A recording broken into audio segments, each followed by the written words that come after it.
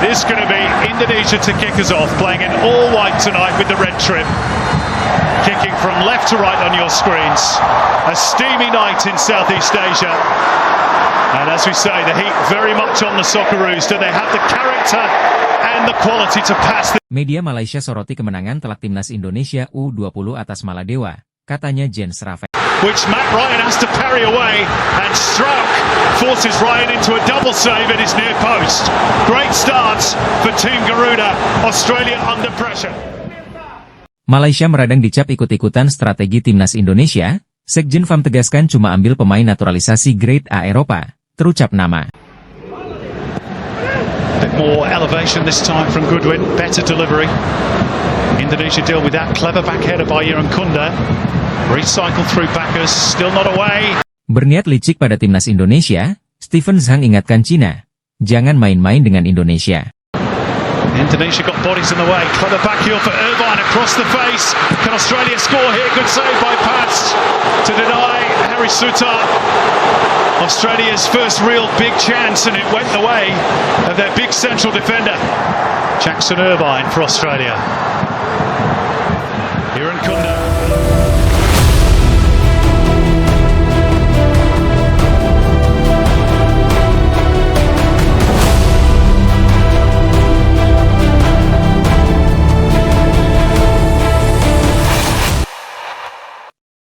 Media Malaysia menyoroti hasil pertandingan timnas Indonesia versus Maladewa, Rabu, 25 September 2024. Timnas Indonesia U20 baru saja membantai Maldives atau Maladewa pada pertandingan kualifikasi Piala Asia U20 2025 Grup F. Laga yang digelar di Stadion Madia, Senayan, Jakarta itu berakhir dengan kemenangan telak skuad Garuda Muda 4-0. Kemenangan telak timnas Indonesia U20 mendapat sorotan dari media Malaysia, Makan Bola. Dalam artikelnya yang berjudul, Kelayakan Piala Asia B20, Indonesia, Baham, Maldives, mereka menuliskan hasil pertandingan yang dilakoni Indonesia dan Maladewa. Skuad besutan Indra Syafri itu menguasai permainan sejak awal, namun baru bisa menciptakan gol demi gol di babak kedua. Sejak babak pertama, Doni Tri Pamungkas CS tampil menggempur dan menciptakan banyak ancaman di pertahanan Maladewa. Namun, sayangnya bola eksekusi bola kurang sempurna sehingga penjaga gawang Maladewa dengan mudah menangkapnya. Di babak kedua Coach Indra mengubah strategi dengan memasukkan Muhammad Ragil, Mesha Al-Hamzah dan Vigo Dennis. Kehadiran ketiganya berhasil membawa perubahan pada permainan. Gol pertama pecah di menit ke-52 oleh Aditya Warman setelah menerima umpan dari Doni Tri Pamungkas. Kemudian Doni Tri Pamungkas kembali memberikan assist yang kemudian menciptakan gol oleh Vigo Dennis di menit ke-55. Gol ketiga tercipta melalui tendangan bebas melengkung yang dilepaskan oleh Tony Firmansyah pada menit ke-57. Lalu pada menit ke-66 Jens Raven berhasil menambah keunggulan timnas Indonesia dalam situasi sepak pojok. Sebelum mengakhiri aksinya, Jens Raven melengkapi malam kejayaan Indonesia sekaligus menutup aksi di laga kualifikasi Piala Asia U20 2025 dengan hasil Indonesia 4-0 Maladewa, ditulis media Makan Bola. Media tersebut juga menyoroti Indonesia yang berada di posisi pertama grup F kualifikasi Piala Asia U20 2025. Seperti diketahui, Indonesia berada di posisi pertama setelah mendapatkan 3 poin. Lalu disusul oleh Yaman yang berada di peringkat kedua, Timor Leste, dan Maladewa yang berada di dasar klasemen. Pada kompetisi grup F kali ini, Indonesia menempati posisi pertama berbagi poin dengan Yaman yang hanya dibedakan dari jumlah gol. Timor Leste berada di posisi ketiga dan Maladewa di dasar klasemen, ditulisnya. Belum lama ini Asosiasi Sepak Bola Malaysia atau FAM menolak mengambil langkah tergesa-gesa untuk mencari pemain keturunan dari luar negeri dalam memperkuat timnas Malaysia. Isu Malaysia siap menaturalisasi sejumlah pemain keturunan Belanda tampaknya sudah jadi rahasia umum di Indonesia. Malaysia sepertinya tak mau kehilangan momen akan tren global sepak bola yang sedang marak terjadi, FOMO, di Asia Tenggara. Salah satunya timnas Indonesia yang saat ini diperkuat banyak pemain naturalisasi keturunan dan buktinya berdampak luar biasa positif pada kualitas tim. Menyikapi kabar tersebut, Sekjen FAM, Datuk Nur Azman Rahman beri respons tegas soal kabar pemain naturalisasi timnas Malaysia ke depannya. Azman merespons terkait nama-nama pemain keturunan yang disebut-sebut akan debut untuk bergabung skuad Harimau Malaya. Di antara nama-nama pemain yang berseliweran, terucap pemain sayap Luton Town Elliot Thorpe dan pemain Heracles Almelo Sam Skeperman. Elliot Thorpe diketahui memiliki darah Malaysia melalui neneknya yang berasal dari Perlis. Sementara Sam Skeperman mempunyai garis keturunan Malaysia yang juga dari neneknya.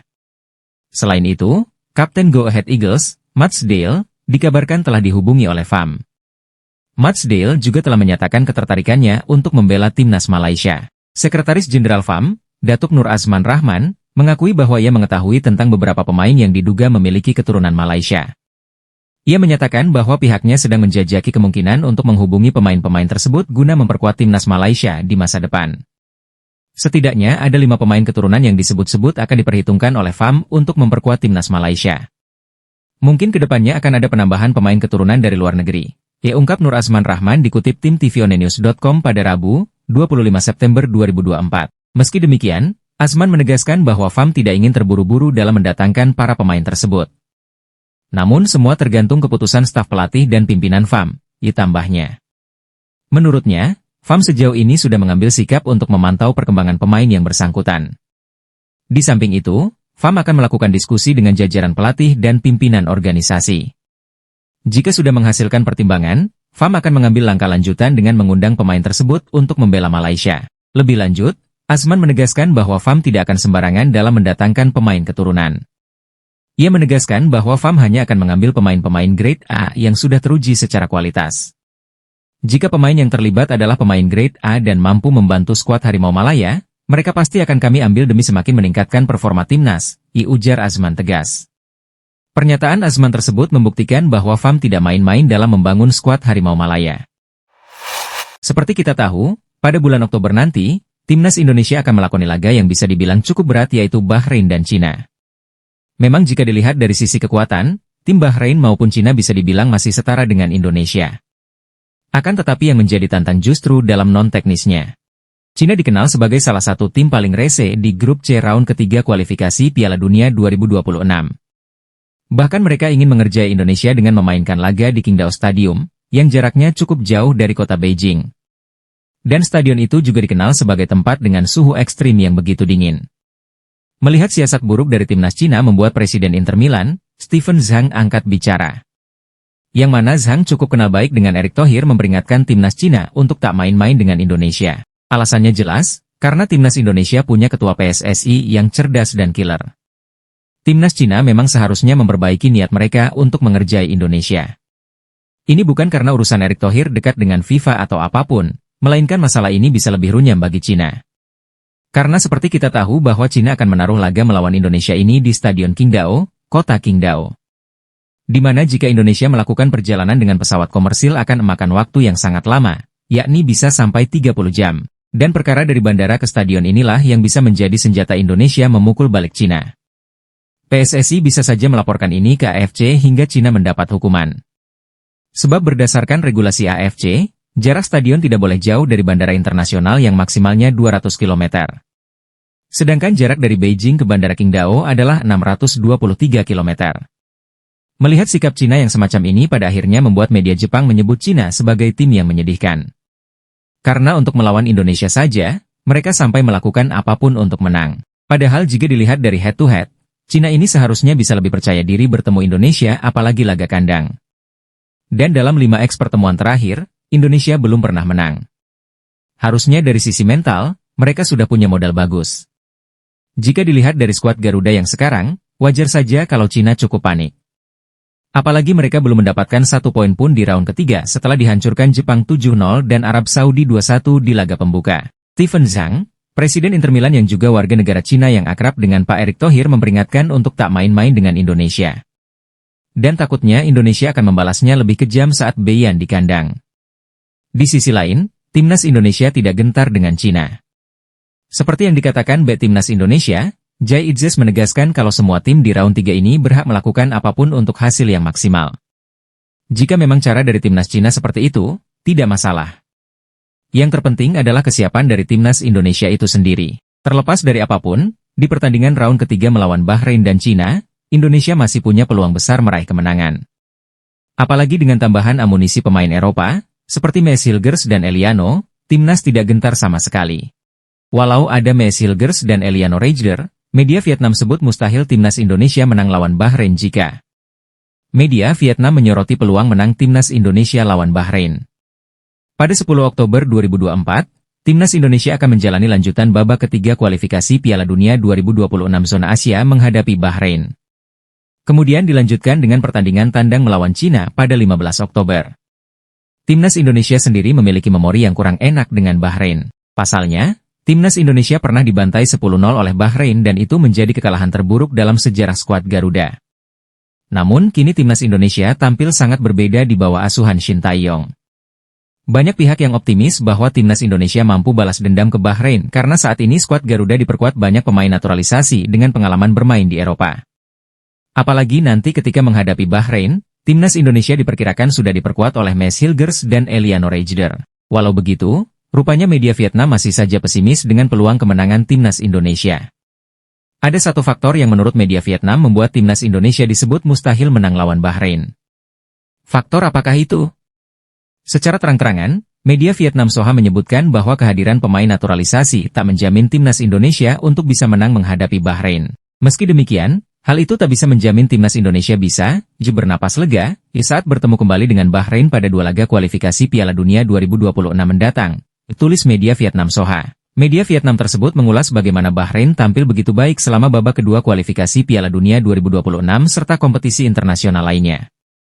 Di babak kualifikasi kedua baru-baru ini, Bahrain menunjukkan performa impresif dengan meraih 11 poin setelah 6 pertandingan, menduduki peringkat kedua grup H di belakang UEA. Di Piala Asia 2023, tim Asia Barat malah mengungguli Korea hingga memuncaki grup E. Sayangnya, tim asuhan pelatih Dragantalaji kalah dari tim kuat Jepang di babak knockout, ditulis media Vietnam Soha. Tak hanya itu, media Vietnam Soha juga mengungkit perbedaan jauh antara Timnas Indonesia dan Bahrain dari segi ranking FIFA. Pada ranking FIFA, Bahrain juga berada di peringkat 81 dunia, lebih tinggi 53 peringkat dari Indonesia. Selain itu, Bahrain juga lebih berpengalaman dan memiliki prestasi lebih baik saat mengikuti turnamen kontinental, tulis Soha. Besar kemungkinan Bahrain mengincar peringkat 3 atau 4 grup untuk bisa lolos. Pada babak ketiga kualifikasi Piala Dunia 2026, kemungkinan besar Bahrain juga akan mengincar peringkat 3 atau 4 grup C untuk melanjutkan ke babak kualifikasi keempat. Saat menghadapi Indonesia, wakil Asia Barat pada dasarnya masih dinilai sedikit lebih baik, ditulis Soha. Para pemain Indonesia memang ingin membalas Bahrain setelah kekalahan bersejarah 0-10, sekaligus membangkitkan harapan untuk terus melaju di kualifikasi Piala Dunia X. Media Vietnam lantas menyebutkan faktor yang bisa membuat Timnas Indonesia mustahil kalahkan Bahrain. Namun, jika Bahrain bermain sesuai kekuatan sebenarnya, pelatih Shin Tae-yong dan anak asuhnya dipastikan akan menghadapi banyak kesulitan dan mungkin akan merasakan buah pahit melawan pesaing langsungnya, ditulis media Vietnam Soha. Tentunya para pemain Timnas Indonesia asuhan Shin Tae-yong akan berusaha keras untuk bisa kalahkan Bahrain. Bahrain dan Cina waspada, Maes Hilgers Eliano Reijder selangkah lagi perkuat Timnas Indonesia. Maes Hilgers dan Eliano Reijder langsung diproyeksikan untuk bisa memperkuat Timnas Indonesia ketika menghadapi Bahrain dan Cina pada lanjutan kualifikasi Piala Dunia 2026 zona Asia. Ketua Badan Tim Nasional, BTN, Sumarji, mengatakan bahwa kemungkinan besar Maes Hilgers dan Eliano Reijder akan bisa membela Timnas Indonesia pada saat melawan Bahrain dan Cina. Hal itu dikarenakan kedua pemain tersebut akan menjalani proses pengambilan sumpah menjadi warga negara Indonesia, WNI, pada 30 September 2024. Dokumen kedua pemain asal Belanda berdarah Indonesia itu sudah disetujui oleh DPR. Kini prosesnya tinggal melakukan pengambilan sumpah WNI. Untuk mempercepat proses naturalisasi itu, ada perwakilan Kementerian Hukum dan HAM, Kemenkumham, yang datang langsung ke Belanda. Keputusan itu diambil karena Maes Hilgers dan Eliano Reijder sedang mempunyai waktu padat di kompetisi sepak bola kasta tertinggi di Belanda. Maes Hilgers kini memperkuat FC Twente, sedangkan Eliano Reijder bermain untuk PEC Zwolle. Kedua pemain itu sulit untuk datang ke Indonesia dalam waktu dekat ini. Proses cepat naturalisasi itu agar Maes Hilgers dan Eliano Reijder bisa didaftarkan untuk menjalani pertandingan melawan Bahrain dan Cina. Dijadwalkan, Timnas Indonesia akan melawan Bahrain pada laga ketiga grup C putaran ketiga kualifikasi Piala Dunia 2026 zona Asia di Stadion Internasional Bahrain, Riffa, Kamis, 10 Oktober 2024. Setelah itu, Timnas Indonesia akan menantang Cina pada laga keempat grup C putaran ketiga kualifikasi Piala Dunia 2026 zona Asia di Stadion Kwangdao Youth Football, Kwangdao, Selasa, 15 Oktober 2024. Pendaftaran pemain untuk melawan Bahrain akan ditutup pada 3 Oktober 2024. Kalau seperti apa yang disampaikan oleh Pak Ketua Umum PSSI, Erick Thohir, mereka akan disumpah pada 30 September 2024. Setelah disumpah, mereka akan melakukan proses administrasi termasuk perpindahan federasi dari Belanda ke Indonesia. Saya pikir proses itu akan selesai dalam waktu 1 atau 2 hari, kata Sumarji. Sumarji pun optimis kedua pemain itu bisa membela timnas Indonesia melawan Bahrain dan Cina. Tentu saja ini akan menambah kuat timnas Indonesia. Berarti pada 3 Oktober 2024 mereka bisa didaftarkan, kata Sumarji. Adapun timnas Indonesia sudah menjalani 2 pertandingan melawan Arab Saudi dan Australia pada laga grup C putaran ketiga kualifikasi Piala Dunia 2026 zona Asia, 5 dan 10 September 2024. Hasilnya, timnas Indonesia mendapatkan 2 poin dari 2 pertandingan tersebut. Timnas Indonesia saat ini duduk di posisi keempat klasemen sementara grup C putaran ketiga kualifikasi Piala Dunia 2026 zona Asia. Di atas timnas Indonesia, ada Jepang yang mengemas 6 poin, Arab Saudi dengan 4 poin, dan Bahrain yang mempunyai 3 poin. Ingin saingi timnas Indonesia dengan naturalisasi striker Brasil, Federasi Vietnam malah dikritik keras, gak berguna. Tiru langkah timnas Indonesia, pengamat sepak bola Vietnam, Quang Tung malah berikan kritikan keras terhadap federasi negaranya usai naturalisasi bomber asal Brasil. Baru-baru ini Federasi Sepak Bola Vietnam, VFF, merampungkan proses naturalisasi Rafaelson Bezerra Fernandes untuk memperkuat skuad The Golden Star Warriors. Sontak naturalisasi bomber asal Brasil berusia 27 tahun itu menjadi sorotan, khususnya Quang Tung sebagai pengamat sepak bola Vietnam. Sang pundit pun mempertanyakan terkait urgensi di balik naturalisasi yang dilakukan VFF tersebut. Quang Tung menilai jika naturalisasi yang dilakukan VFF justru menjadi sesuatu yang tak berguna mengingat Vietnam saat ini tidak mengikuti suatu ajang besar.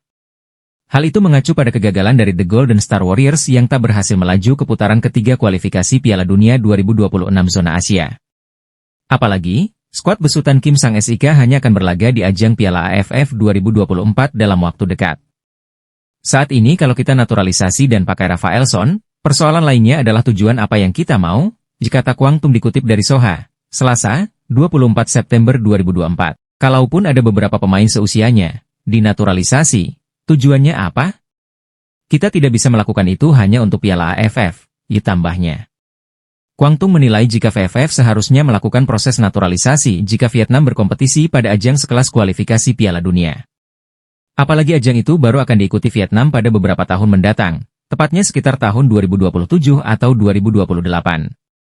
Kisah sebesar itu seharusnya adalah kualifikasi Piala Dunia, bukan? Maka itu, seharusnya hal seperti ini terjadi pada tahun 2027 tahun 2028, pungkas Quang Tung. Jadi menaturalisasi pemain seperti Rafaelson tidak akan menghasilkan apa-apa, saat ini, tutupnya. Berdasarkan laman Transfermarkt, Rafaelson sendiri memulai karir sepak bolanya di Vietnam sejak 2020 silam. Kala itu dirinya bergabung bersama Nam Dinh FC dan langsung tampil gemilang dan beberapa kali menjadi pencetak gol terbanyak di Liga Vietnam. Rafaelson sendiri lahir di Pirapemas, Maranhao pada 30 Maret 1997 dan diketahui tidak memiliki darah Vietnam sama sekali.